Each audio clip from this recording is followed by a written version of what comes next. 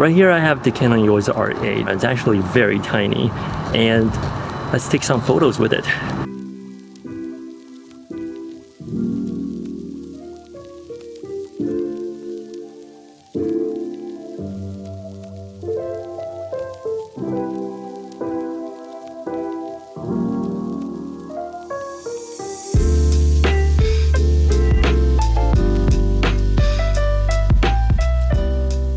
Alright, ergonomically, I think it's alright, it's not bad. The grip is good. I thought the AF on button is a bit hard to reach, but it's actually not the case. Like my thumb's here, and instead of using the tip of my thumb, I can actually use like the end of it to hit the AF on button. So the grip is good, but whenever I put like a huge lens on here, I feel like this is still not very balanced. It's very front heavy, especially like back here. It's very thin and it's very light. But if I hold it with two hands, then everything's fine.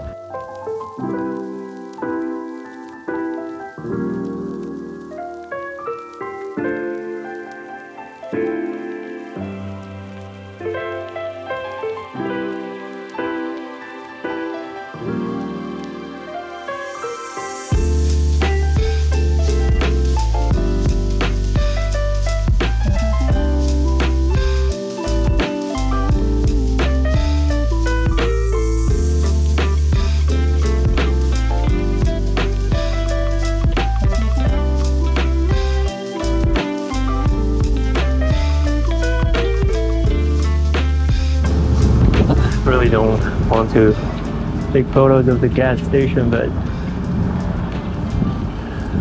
they just happen to be like the most colorful thing in the city.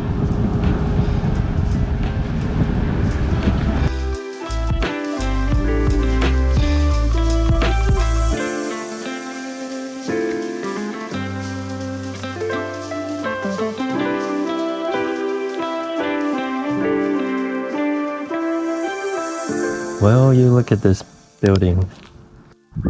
Wow, I don't know if I can get a shot from here. So far away.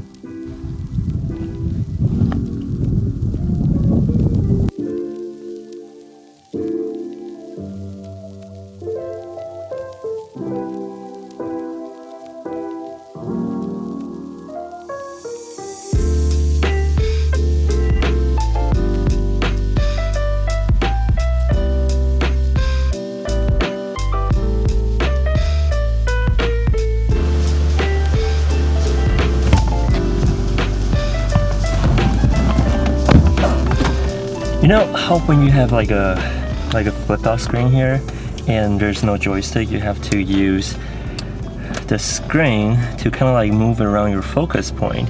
And that is what's happening with the R8 here, because like I don't want the screen to be on all the time whenever I'm walking for street photography especially, or even any sort of photography, because we all know that it's gonna drain battery. But in this case, I kind of have to have the screen out because I don't have any joystick or any other ways to change my focus point. And because of that, I find myself having to like flip out the screen and then put it back away just to save battery, and then flip it out again. And especially that the battery on the R8 is not exactly great. Now I do think that the dial up here with bulb, manual, aperture priority, and then shutter priority, all these mode up here is very helpful. There's also like custom 1, custom 2 that you can customize whichever setting that you want it to be. And that is fantastic for like, especially for beginners. And I still like that very much, with the tactile feeling where I can just switch and change right away without having to like go into a menu or like screen and then kind of like choose which one you want. Personally, I still like this like physical dial up here to change between like different settings or different mode of shooting. But obviously this is more like a personal preference and taste type of thing. I also noticed that the cutout, the design of the R8, you probably can't see it here. I'll use like a macro lens B-roll shot here for you to see. The cutout is like, there's like multiple lines. As for my R5, it's just like clear and smooth on the logo here. It's just like a little difference. Not sure if they're gonna go with this type of style later on with their cameras.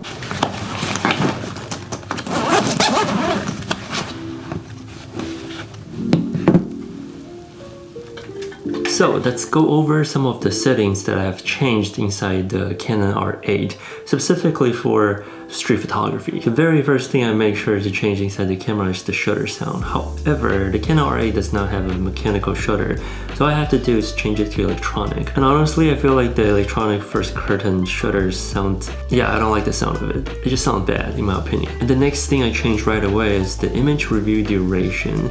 I pretty much have this function turned off on every single one of my cameras. It's just not something I use typically. And if I really need to check the shot, I'll just have to go to playback and check it, which doesn't happen very often, except if I'm shooting something moving very fast, like sports or cars. By turning that off, it's gonna save you a ton of batteries on your camera, especially like with mirrorless camera nowadays. The battery life is just not as long. The next thing I look for to turn off is the autofocus assist beam. I believe that's the name. Basically, it's that little flash looking red thing that comes on when you're in a low light situation and try to assist your focus. And I definitely don't want that to be on whenever I'm shooting on the street and get people's attention, at least for the type of street photography I like doing. By the way, I always shoot only in RAW with Canon cameras. It's not exactly like Fujifilm or the Ricoh where you can play around with the recipe. So I don't find it, I just don't have that incentive to shoot JPEG, to be honest. And because the Canon R8 does not have a joystick on the camera itself, I have enabled the touch and drag on the LCD screen to move around my focus point. But this only works whenever you have your eye against like the viewfinder, so it'll register and you can start using whichever part of the panel that you like using in order to adjust your focus point. Now personally, I like to use the right side of the screen because I use my right eye to look at the viewfinder. This way I have more space on my right thumb, so my nose is not blocking the way of my thumb. But you have plenty of options in there to choose from. Personally, I don't like to use the tab to select your subject. I find it pretty useless actually, because like whenever I tab, I have to like toggle through all of the subjects in frame in order to get the one that I want. I'd rather just drag the focus to the one that I need to focus on and just take photos like that. And to address that problem I had earlier with the touch and drag focus on the screen, because I was like turning the screen off and then turning it back on to use that function, I have now set the left directional pad to turn off the screen. So this way, whenever I'm taking photos on the street, I can turn it off and then just scout it first. Whenever I need to use it, I can just turn it back on and start using the drag and focus function. I find this might be the best way to save battery if you're like on the street hunting for your shot. Instead of me earlier, like closing this flip out screen and then turning that back on again so I can like adjust the focus, and then whenever I don't need to, I like close it again like so. It's just a lot easier to leave it on and turn off the screen whenever I don't need to use it. And whenever it's off, once I look through the viewfinder, I can start using the touch and drag focus right away. So I think this actually works out pretty well in order to save batteries. And as for the top button right now, I have set it to where I can change from focusing people, animal, or vehicle. I might try this out and see how I like it, because I don't usually take photos of vehicle that much. If not, I'll switch it back to something else. But I'm gonna keep that there for now and see how much I like it. As for the right button, right now it's set to white balance. This way I can adjust white balance whenever I need to. If I'm in like a more constant lighting situation, I don't need to have like auto white balance all the time. It's easier and faster for me to edit photos in post, because all of the white balance is consistent throughout all of the photos I've taken at that place. And as for the bottom button, right now I have it set to like different type of like shooting mode, like single, and then there's like high-speed continuous. This is like a quick button setup for whenever I see something moving really fast on the street and I want to like really capture the moment and don't have the confidence that I'll be able to get it in like a couple shots.